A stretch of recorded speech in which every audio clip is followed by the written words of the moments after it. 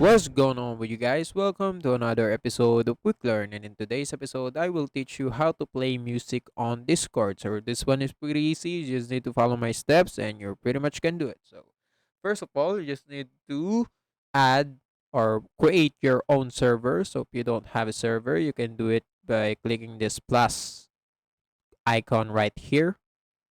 Add a server. You can join a server or create your own server, whatever you like.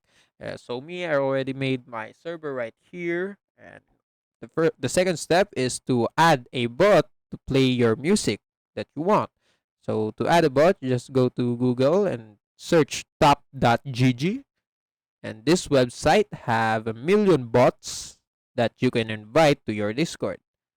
So if you want your bot to play music, just click this hashtag music right here and it will show you the bots, Discord bots that can play music. So I prefer the Gwyn bot because most people use this bot. So just going to click it, and under clicking it, you can scroll down and see the details of this bot. So in order to invite this bot, you just go to scroll up and click this invite right here and it will redirect you to this page. You just need to add it to your server. Just click add server, click the server you created, click continue, click authorize, and you just need to, verify this captcha. So as you can see, my bot is authorized to my server. So after that, just go to general. As you can see, this bot is already here. And in order to play music, you just need to type whatever command this bot has to play music. So that's it. So for me, it needs to.